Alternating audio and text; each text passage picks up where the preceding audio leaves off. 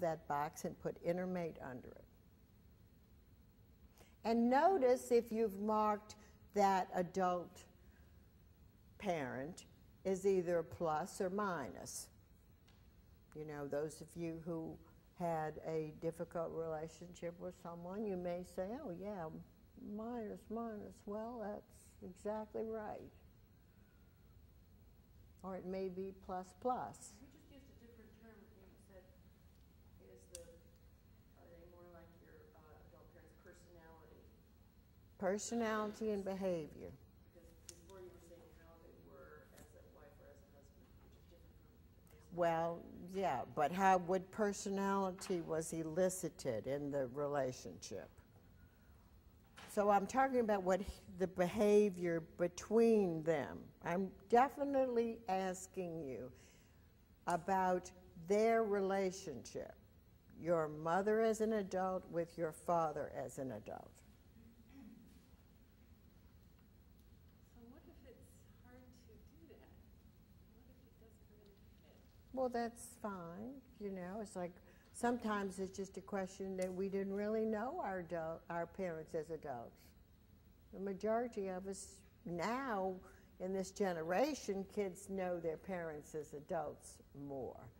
But maybe not. Maybe you didn't know them. And a lot of times we didn't pay too much attention to their relationship if it went smoothly. It was only if something erupted or there was some event that got our attention. So you just may not know. What if the partner is not like either of them? What if your partner's not like either one of them? That's very interesting.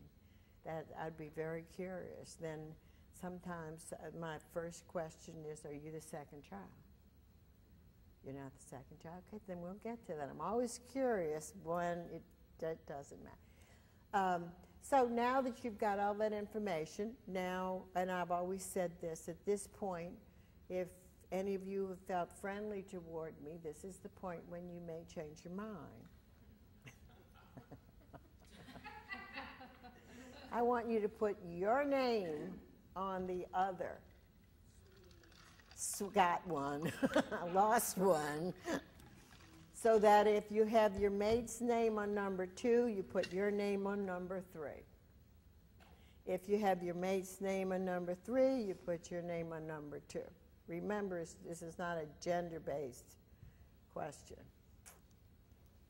So I apologize if I tricked you into putting your name on one that may have had a minus or 2.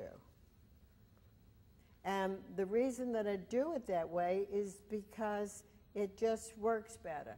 All of us see our partners clearer than we see ourselves. Well, that's interesting. I'm finding it easier to put myself somewhere. Well, that's good. That's unusual. Most people, what's consistent about couples, when they come in, like, each one knows exactly what the other one should do to fix the relationship. The difficulty, of course, is to get them to realize what they could do. None of us see ourselves the way that our partner sees us. We see our partner clearer than we see ourselves. The screen of projection is out here. The screen of introjection is inside. So we're blindsided in terms of seeing our own behavior objectively. So where you put your name, I want you to put inner adult. Now, what are the terms inner mate and inner adult? They're 2 terms I made up. Everybody knows the inner child. You can write inner child in number 1. The way you described yourself in the first 10 years of your life, that's what we refer to as the inner child. On the form, wherever you have written inner adult, if it's 3, then on number 5, I want you to write inner parent.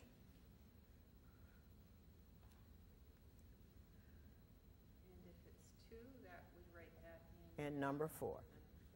That's right.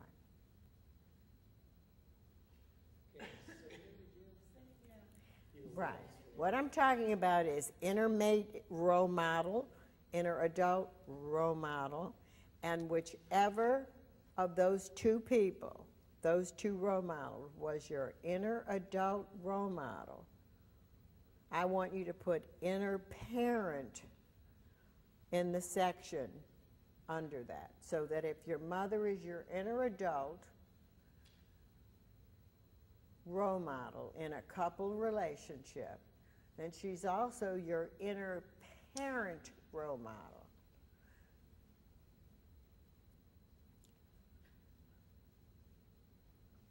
It'll clarify itself.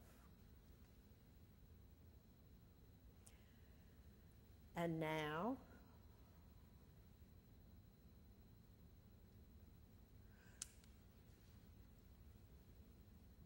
what I'd like you to do is to take a look at the way you described your parents' relationship with each other in number 8. The way you described their relationship with each other is your inner couple imprint.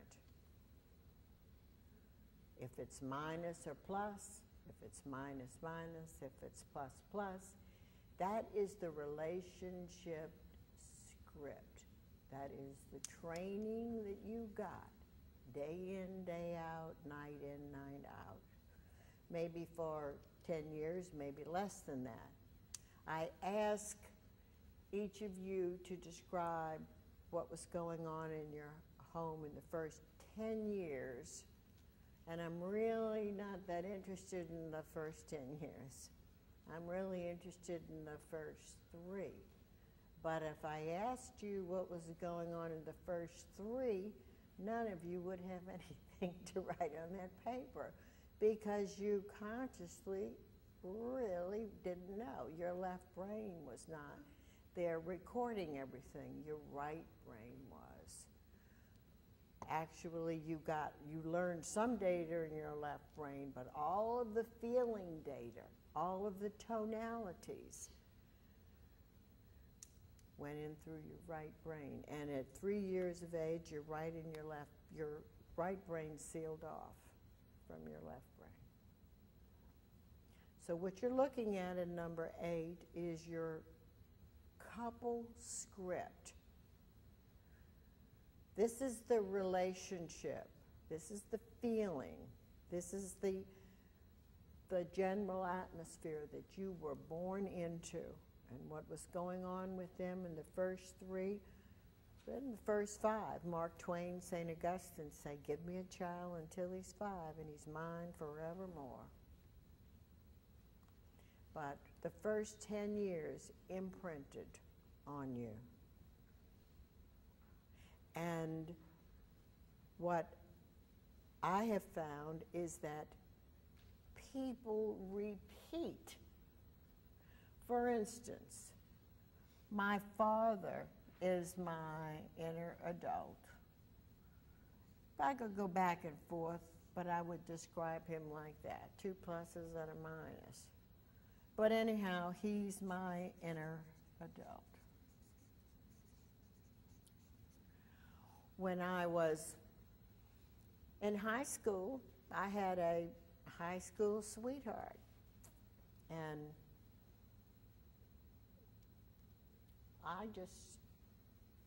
we just sort of were, all along we were with each other, and he went away to college, and while he was gone, I met another man who I fell madly in love with. I always say, keyword madly. And within 8 months, we were married.